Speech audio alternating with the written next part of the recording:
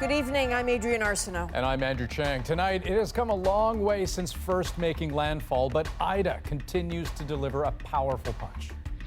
Ida beating everybody up. What the New York City area felt and why it's a sign of things to come.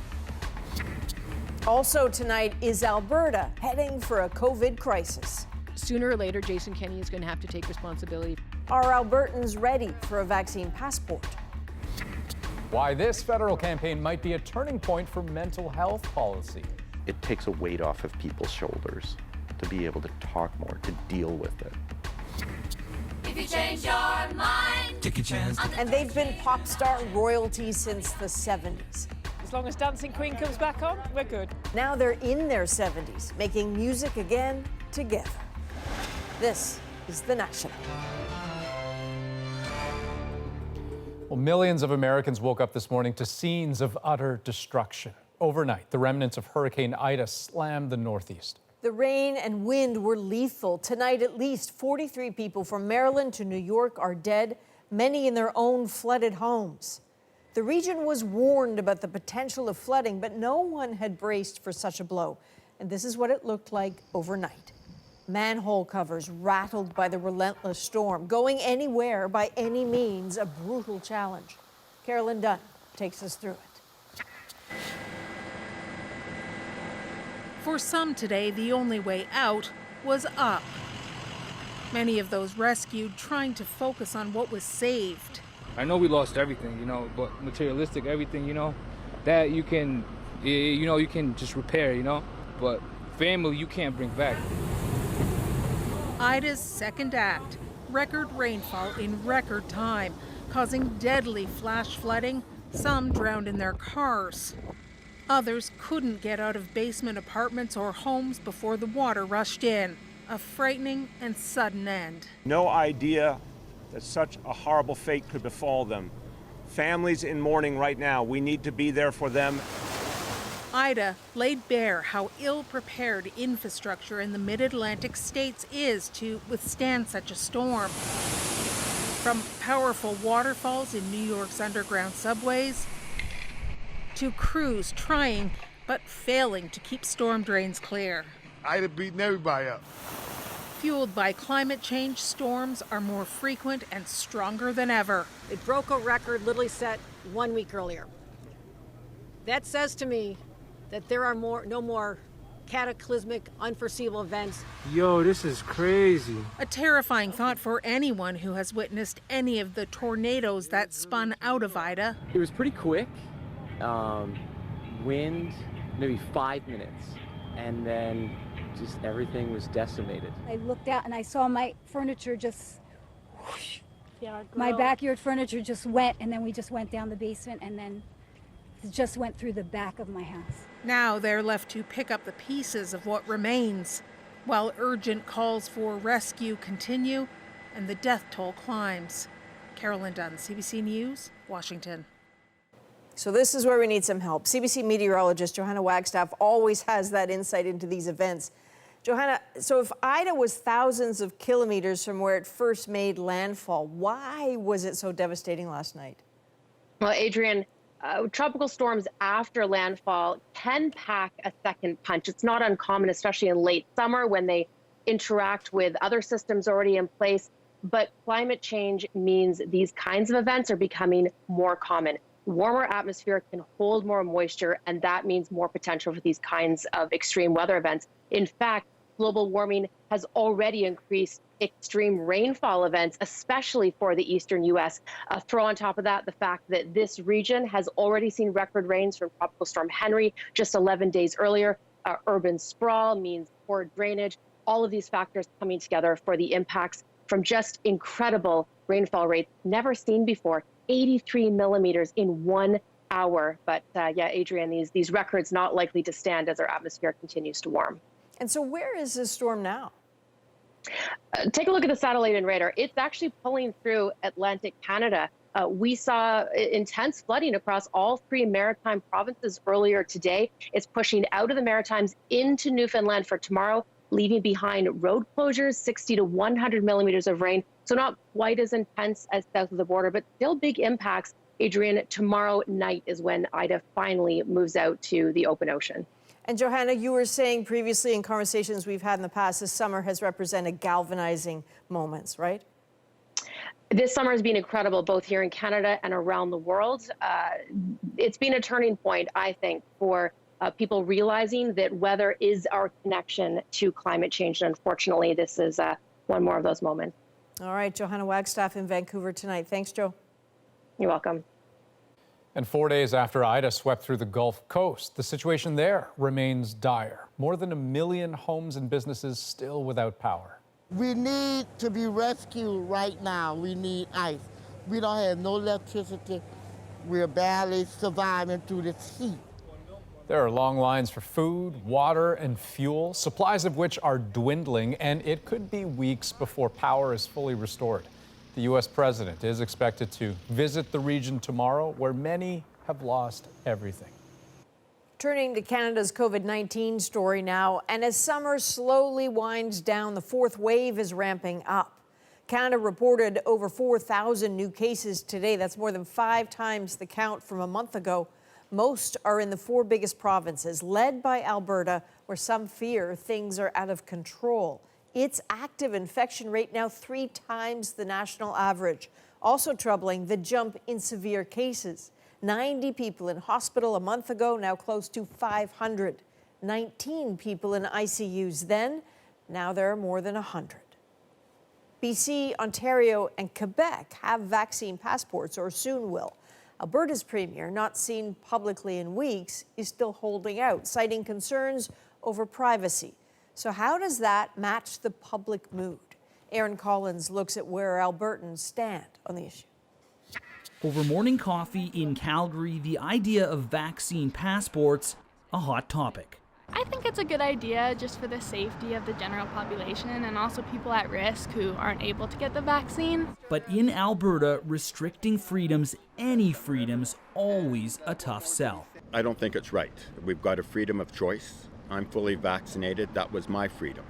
I don't like identifying other people who disagree with me. Let them go. The official opposition is on board, calling for a passport system to be up and running by the end of the month, criticizing the premier for dragging his feet. Alberta is leading the country in cases, and that is because we led the country in recklessness.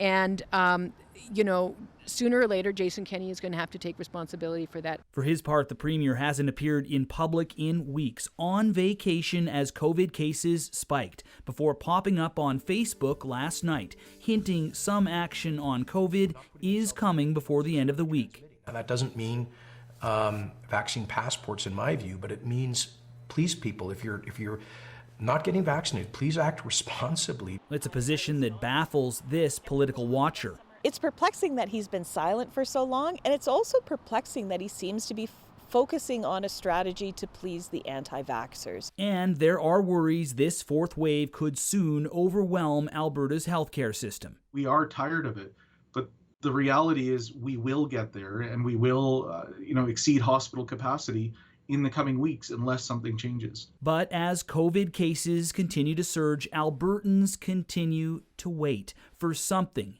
anything from a government missing in action for weeks. Aaron Collins, CBC News, Calgary. Some good news in Ontario. Health officials here say there has been an uptick in vaccination appointments. Just yesterday, the province announced it would bring in a vaccine passport this month. And Ontario's health minister says bookings for a COVID vaccine more than doubled on Wednesday, and thousands more lined up for shots today. 77% of the province's eligible population is fully vaccinated.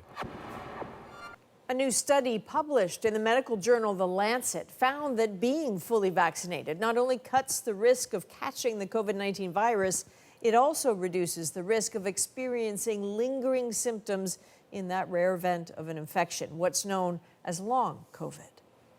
A Mohawk community near Montreal has declared a red alert over spiking COVID-19 cases. Kahnawake is seeing an unprecedented surge. Active cases have now hit at least 31. That's doubling in just 2 days. About 70% of people in Kahnawake are fully vaccinated. That is lower than the Quebec provincial average.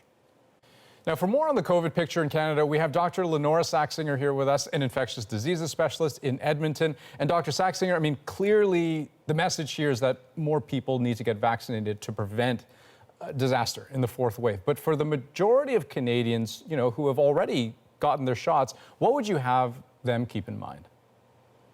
Well, I mean, I think that people should still recognize that two-dose vaccination from a couple of weeks after the second dose offers excellent protection against hospitalization and severe disease, but it basically can also convert COVID to a cold. And so you yourself could develop symptoms. And during that time, although we think it's less likely that you would spread disease after vaccination, you still could spread and transmit disease during that time. So I think while things are really starting to ramp up across the country, people can just still be choosy about, you know, their activities and still take those basic precautions, because I think all of that will still help in stemming the tide of Delta that we're seeing right now. And can I ask you, you know, when you do look forward, what worries you the most? Is it you know, the prospect of another lockdown? Is it ICU overload? What is it? Well, I mean, what we're seeing here is that the case numbers are still translating into high hospitalizations and high ICU rates, and the healthcare system is kind of starting at a much fuller place right now. And that is deeply concerning, because I can see that even if things turn around very quickly, a lot of places we're going to have a lot of difficulty delivering healthcare. And the fact that this is happening during a time when we know how to prevent the disease and we have effective vaccination is especially difficult, I think, for people to take. Dr. Saxinger, thank you very much. Let's turn now to the election. At this very moment in Montreal, the leaders of the main parties just faced off in the first of 3 debates. This one was in French. And our chief political correspondent, Rosemary Barton, has been following it all along. So, Rosie, you know, this is our first look at them together in this campaign. What was the tone like? Yeah, it's fascinating to see them for the first time, these 4 in a debate, the very first time Erin O'Toole has done an election debate at all. The race in Quebec, remember, is mostly between the Liberals and the Bloc Québécois, so perhaps those are the 2 leaders who had the most to gain or lose here. But the NDP and Conservative leaders held their own, even with language challenges and the need to sort of introduce themselves to Quebecers. There were not surprisingly lots of exchanges particular to Quebec: identity, language, respecting jurisdiction. And Monsieur Blanchette, the Bloc Québécois leader, he really needs to make the case to Quebecers that the Bloc is still relevant, and he's sort of campaigning for a minority government, which would give him more power. So he went after Erin O'Toole. Erin O'Toole has said he would cancel the daycare plans that Mr. Trudeau put in place, including $6 billion for Quebec. So he hammered away at Mr. O'Toole to get him to say, would he still hand over the money? Mr. O'Toole did not commit to that, but only to coordinate with the French premier, with the Quebec premier rather, and he didn't explain much further. Okay, so people watch these debates for all sorts of reasons, in part sometimes to see the sparks fly. So what's your sense of the best exchanges? Yeah, there were some sparks that flew, and that can sometimes just bring momentum to a leader during an election campaign. This is sometimes the first time people have watched them. You really saw Justin Trudeau on the offensive. Erin O'Toole remained very much calm throughout, and Justin Trudeau really had to defend his decision to call this election in the first place. He obviously knows that the polls are tight right now. They're quite tight, and so he needed to be perhaps a little more aggressive. Here's an exchange between him, a spicy one, between him and Erin O'Toole over healthcare, and whether Erin O'Toole indeed supports the idea of a role for private care. It's in French, but you'll get a sense of the tone. Oui ou non, Monsieur O'Toole? Les riches ont plus de choix? Monsieur Oui ou non? Trudeau, Twitter a dit que vous avez manipulé une vidéo. Les Canadiens, les Québécois méritent mieux que ça. So that gives us a sense, really, of the kind of chemistry we're going to see over the next 2 debates. We'll see whether it changes anything, but it gives us a sense, at least, at how they're interacting and where they think they might be in relation to one another in the polls. All right, Rosie, thanks very much. Thanks. So stay with CBC News for continuing coverage as Canada votes, including the federal leaders' English debate, live from the Canadian Museum of History in Gatineau, Quebec, next Thursday. That's September the 9th, starting at 9 p.m. Eastern. Then we will break it all down in a special edition of The National with Chief Political Correspondent Rosemary Barton, our CBC News team, and of course, At Issue. Now, for many Canadians, the pandemic has put a spotlight on mental health. We've heard so many stories of people struggling themselves or with a loved one who is. And on the campaign trail, the main parties have taken notice, and each has been quick to talk about what they would do to help. Hannah Thibodeau explains. Christian Spilfogel spent more than a decade trying to get his daughter proper mental health treatment. I almost felt helpless, actually. She tried to take her life many times. She did cutting. She would try and overdose. Sorry. Yeah, it was difficult. Sorry. He's relieved to see each of the main parties make mental health a priority. Dedicated Canada Mental Health Transfer. The Liberals are promising to create a mental health transfer, $4.5 billion over 5 years, and $500 million to help hire 1,200 new counselors at post-secondary schools. We will start by investing billions in public health care. The Conservatives say they would invest $60 billion over 10 years for health care, though how much for mental health would be up to each province. It's also promising a 25% tax credit to encourage employers to add coverage to their employee benefit plans. We want to see our healthcare system include mental health. The NDP has promised to make mental health care available to all Canadians and are promising to support struggling parents. I can't tell you how desperate I am or how exhausted I am. Jesse Green's son suffered a mental health crisis in March after multiple pleas for help. Just barely speaking, not eating, not sleeping, pacing the floors, almost catatonic. She hopes the campaign promises turn into real action. I'd like to see actual advocacy for every single psych patient. Spilfogel says he's glad all the political leaders are talking seriously about mental health. That they acknowledge that they have these same issues within their families helps reduce the stress in other families to be able to say, me too. With the ongoing strain of the COVID-19 pandemic, Canada has so many more families who need the help. Hannah Thibodeau, CBC News, Ottawa. A ground search for a missing 3-year-old boy continues tonight in Quebec. Jake Cote was allegedly abducted by his father on Tuesday, about 6 hours north of Montreal. He was wearing jeans, beige boots, and a blue T-shirt with some silver stripes. His father is described as 5'7", about 180 pounds. Police say he could be armed. When the Taliban retook Afghanistan, it presented new challenges for a neighbor. During last month's chaos, Pakistan tried to seal off the busiest border crossing with that country. There is still a lot of uncertainty, but commercial goods and some people continue to cross. Susan Ormiston is in Pakistan to give us a first-hand view.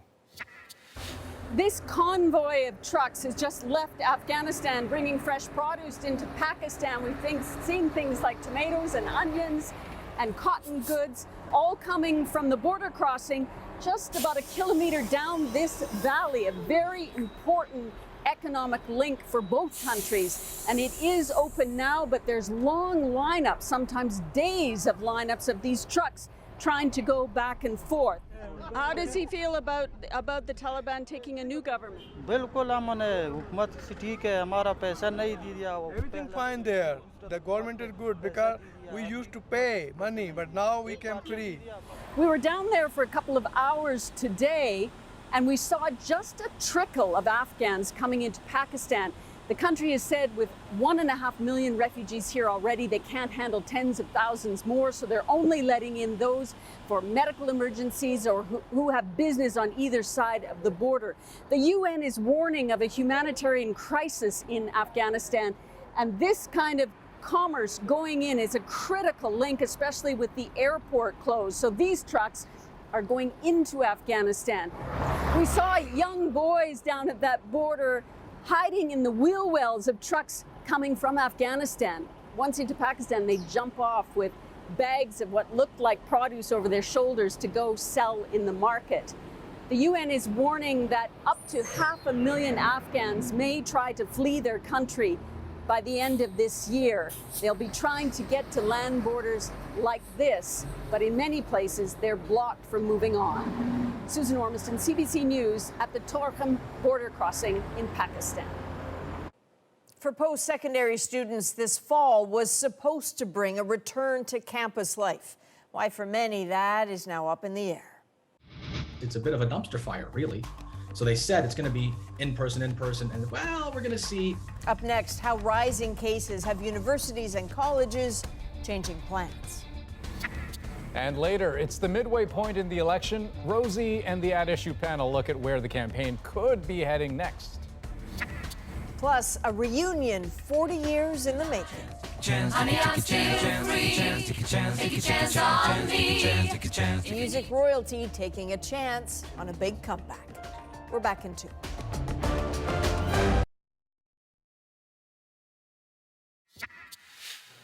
Health officials in BC are warning against the use of ivermectin to treat COVID-19. They say that in the past 6 months, 9 people have taken the veterinary version of the drug.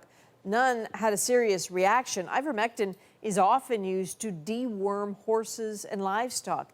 It has been used in humans, but studies show it's not effective nor recommended against COVID-19. Got tested, and turns out I got COVID. So we immediately threw the kitchen sink at it. All kinds of meds, monoclonal antibodies, ivermectin. And so that is podcast host Joe Rogan telling his millions of followers he has taken ivermectin to treat COVID-19.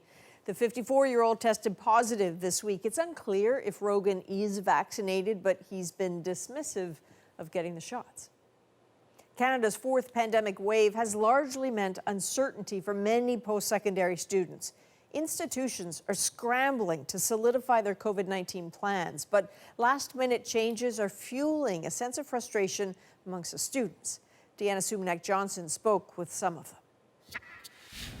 With less than a week to the start of his university's fall semester, Matthew Lee still doesn't know if he'll be going to class in person or online. If I could tell you, I would tell you, but I don't know until September 8th, I believe, whatever the first day of school is.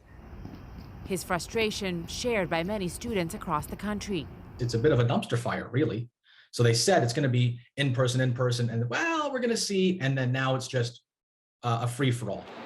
Many post-secondary students have already paid for housing near their campuses, an unnecessary expense if classes go strictly online. For international students, the costs are even greater. I spoke to many other students online that have been going through the same situation. They paid for quarantine, 2 weeks, they paid for their flight here, and most of their classes were also switched to an online format. But some universities are proceeding with in-person classes despite the rising cases of the Delta variant. At University of Toronto, faculty members say they're worried, upset and angered after the Ontario government unexpectedly removed restrictions on post-secondary class sizes and social distancing. Quebec already relaxed some of those rules. This student says her first class yesterday made her feel unsafe. This person sitting next to me, their mask was, right below their nose for most of class. This college administrator says all the disappointment could have been avoided by planning cautiously and making firm decisions about classroom plans much earlier. You just have to be very careful about raising expectations about what you're able to deliver safely, and that's been our driver from day one. With so many post-secondary institutions shifting gears now, some students are looking to have their tuitions partially refunded, while others push for schools to honor their original in-class commitment. Deanna Sumanak-Johnson, CBC News, Toronto. Well, the explosion that sent 7 people to hospital in southwest Ontario last week could happen again. Mounds of debris are being cleaned up at the explosion site that destroyed 2 buildings. An abandoned gas well is believed to have caused it, and experts say thousands of similar wells are scattered across Ontario and could pose a risk. Residents in a 2-block radius of the site are still out of their homes. It is a comeback fans could only dream about for decades, but that changed today.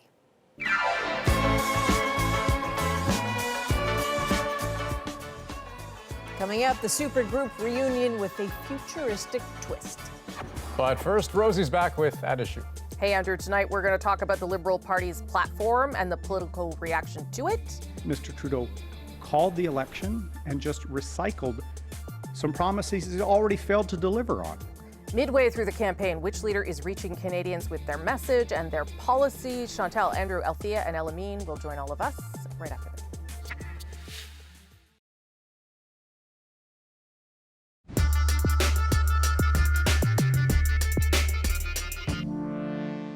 With 18 days to go until Election Day, this campaign has officially reached its midway point. 4 parties have unveiled their platforms, each making their pitch to voters. This week, the Liberal Party shared its plan.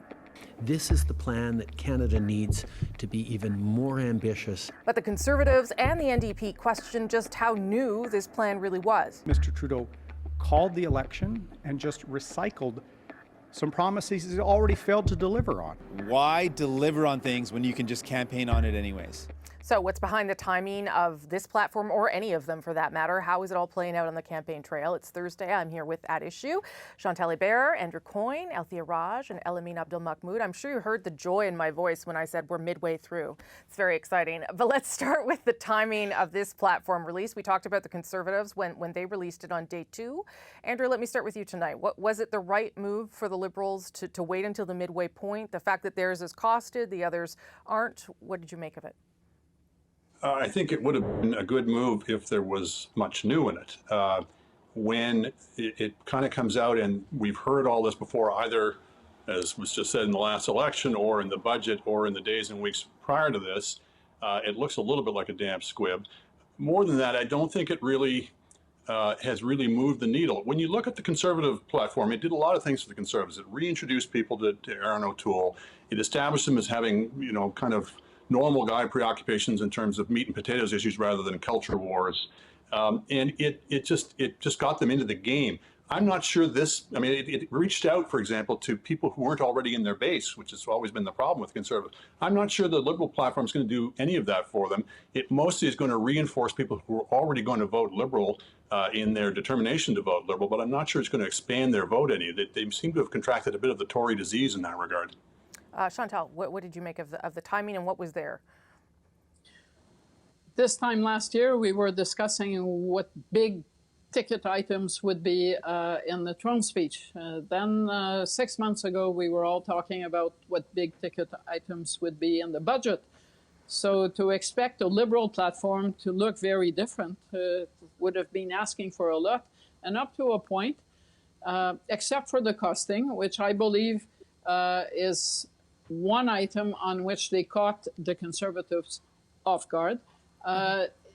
It kind of walks them back into their trap, because you kind of look at whatever is new in there, and not a lot of it is, and you say, well, you did have a mandate that stretched for another 2 years.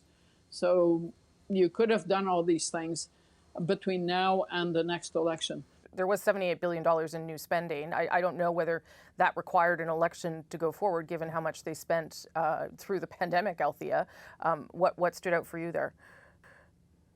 Well, I agree with everything that was said. I think Chantal's point is basically that they could have introduced all these measures, and there's many measures in a throne speech, for example, and likely the NDP would have supported them. I mean, there are a few new things that I think are designed to appeal to some segments of the voter base that some of the Conservative policies, for example, I think of the gig workers. The Liberals have a very similar plan to the Tories' plan on gig workers, but mostly for Canadians in rural areas, for young people, students, or people just coming out from post-secondary education. There are new measures there that I think are designed to make sure they don't bleed to other political parties.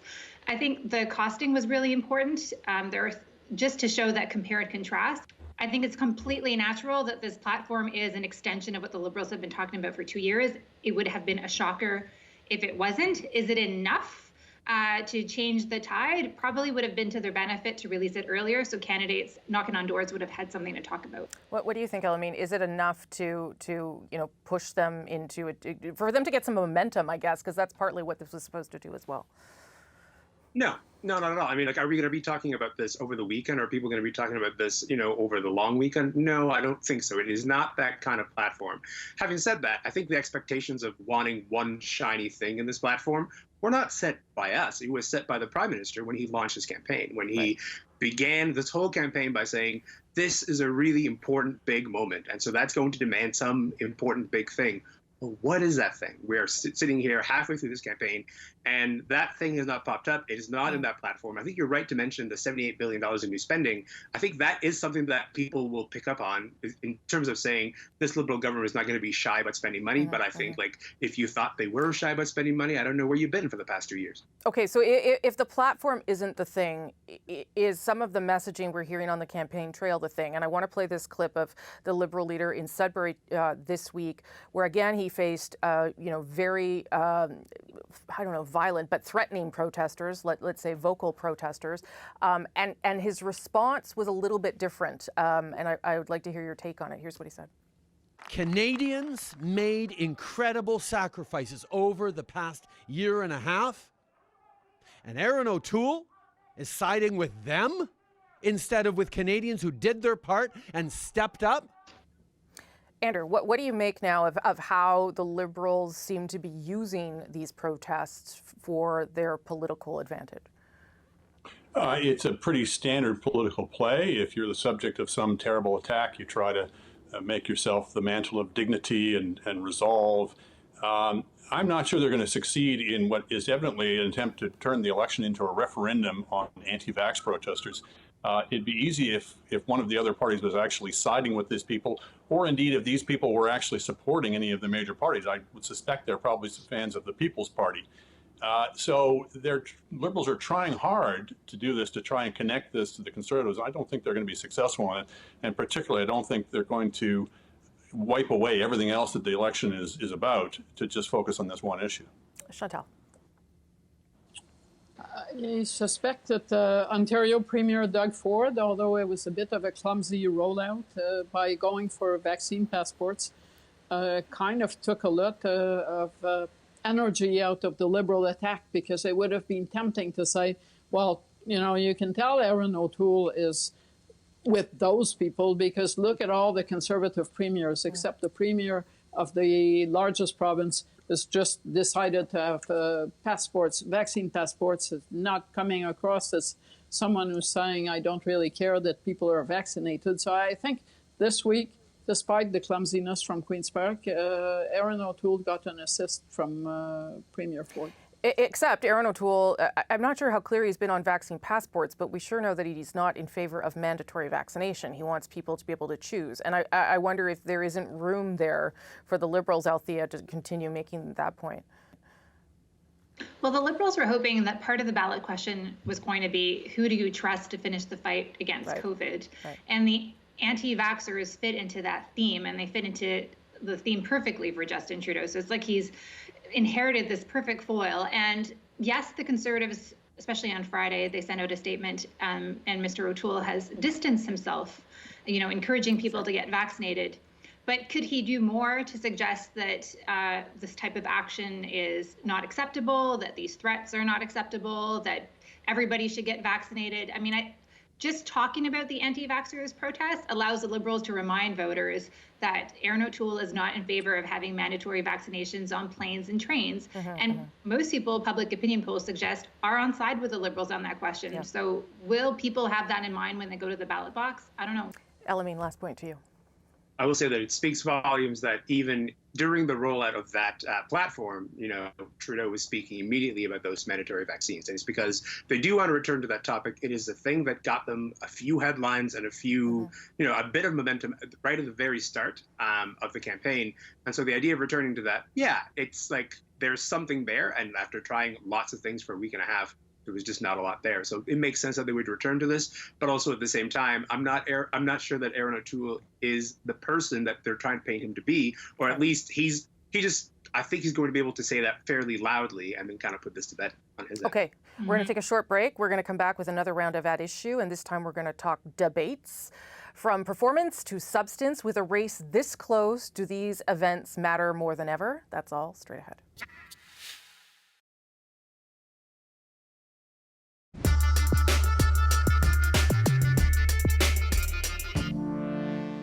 After meeting with Canadians on the campaign trail, the leaders now have several opportunities to face each other. 3 debates will take place between tonight and next Thursday, 2 in French and 1 in English. So how important are these for the leaders? Chantal, Andrew, Althea, and Elamine join me for another quick round of At Issue. It seems like, I mean, we always say this, but it seems like debates matter because that's when people watch and maybe they tune in, they get an idea. And if the debate is good, it maybe can be a moment for a leader. Because the race seems so tight, does it matter in a different way? Who has the most to lose or win in this, Althea? Debates do matter. If you look at 2019, the Andrew Scheer's performance during the TVA debate really kind of sunk his party, and you saw the Bloc Québécois rise. Probably the person who has the most to lose is the Liberal leader. He called this election. There's a lot on the line for him, including his political future. So I guess those would be my answers to your question. Elamine, what do you think that there is like extra pressure given that, I'm not sure everyone was paying attention up until these debate moments? And I'm not sure anybody's paying attention going into this weekend either. But I will have to say that, like at least at this stage, you can only lose.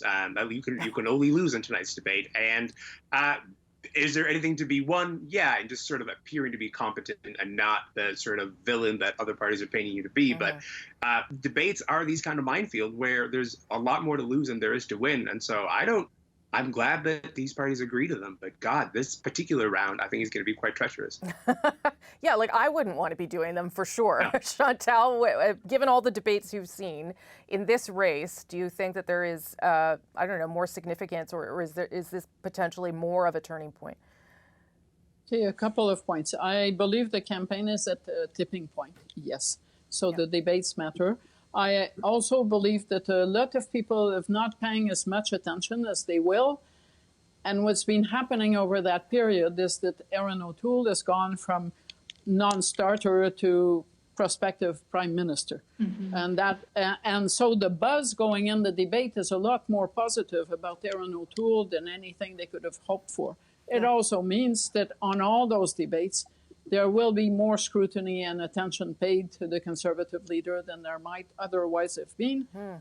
That makes him the person who has the most to gain, but who is also the least known quantity on the debates.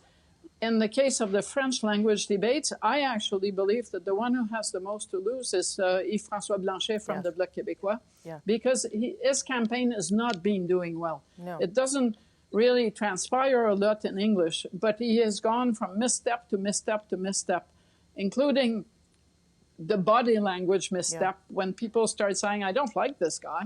And on that basis, he needs to come across as a nicer person over those French debates. Yeah, it's been fascinating to watch. There have been questions, direct questions to him about whether he's too arrogant, which is not really the kind of question you want to have to field.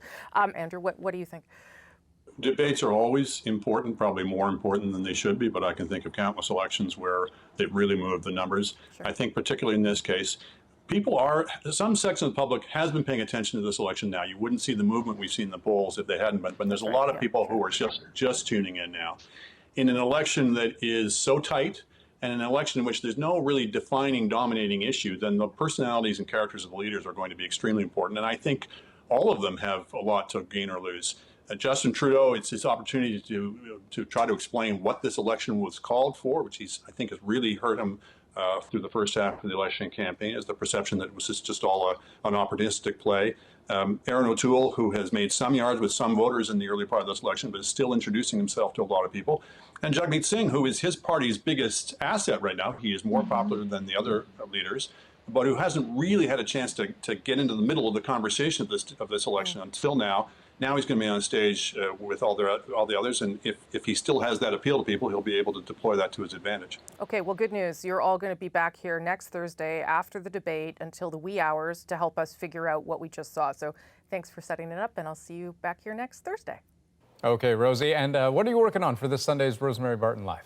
You know, Andrew, I'm sure you guys have talked about it on the show, but climate change continues to be an issue that voters want to hear more about as they, compare the different policies. So we're going to look at that with the 3 main parties and talk to a real voter about why that could be really the determining factor in their choice. Okay, thanks, Rosie. Thanks. Well, if this election campaign doesn't exactly make you feel like dancing, here is something that might. Up next, the long-awaited reunion and the high-tech performance to go with it.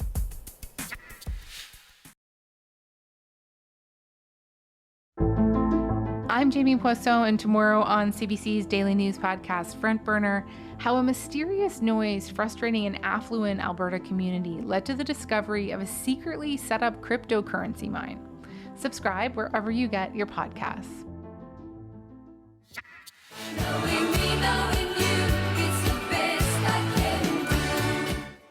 You know you're singing along. Nearly 40 years after breaking up, 70s supergroup Abba is getting the band back together. Abba's music stood up long after they broke up. Now they've got a new album and they've announced a series of concerts with a bit of a twist. As Chris Brown shows us, fans couldn't be happier.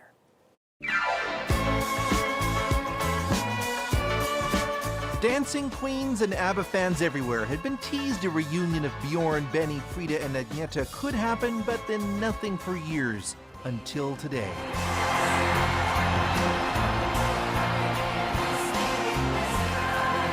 First, a splashy global launch on YouTube, and then the release of the first new ABBA song in almost 40 years. This one is Still Have Faith in You.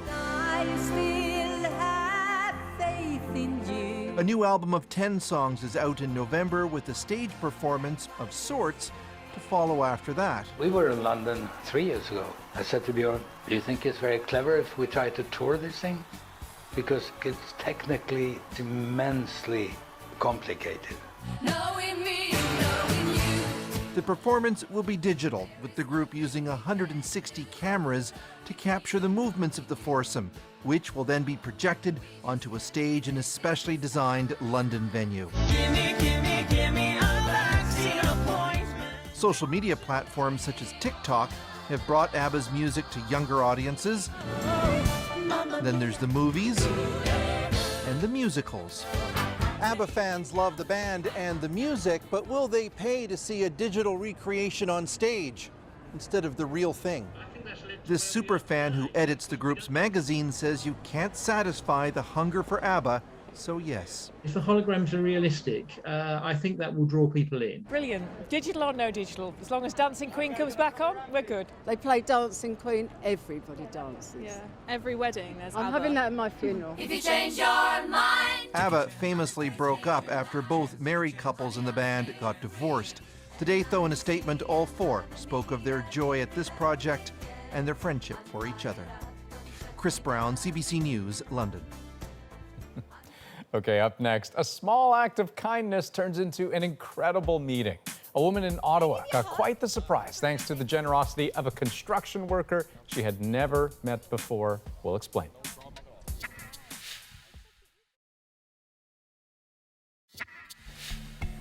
Well, we all know small acts of kindness can have a huge impact on people, but just ask Deanna Devine about that. Her dad died in a construction accident on Parliament Hill 16 years ago.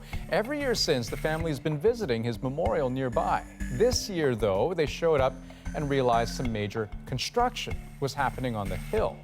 But once they got to the memorial, they saw there was nothing to worry about. It had been protected, encased in plexiglass, and Deanna reached out to the construction worker who built it to thank him personally. It is our moment. Can I give you a hug? Absolutely. Forget the hand. Absolutely. Thank you so much. No problem. I remember noting it when we were walking around the project, like, we need to make note of that. We need to stay away from that and respect it. We had seen all this construction fencing, so I was worried that perhaps it had been taken away, but quite the opposite. It's like an encasement had been made around it to protect it. The fact that someone would take the time out of their day and do such a random act of kindness, my heart was so full, so full. When I walked around the corner that day, I was... No, you definitely touched me on this, and your father being a fellow construction worker. I mean, it definitely hits home for us. It was more just glad that we protected this guy's memory and and just made his family proud with what we did. It's very touching that something that small touched them and made that big of an impact. And not so small, not so small. Timothy, is very gracious, and he says this wasn't just him, it was the whole team. They got together, they talked about it. They found some plexiglass from COVID construction, and they just did it together. Yeah, well, and he says, I mean, the death of Deanna's father is well known among construction workers, and so this was an important memorial for them as well. That's The National for this September 2nd. Have a great night. Good night.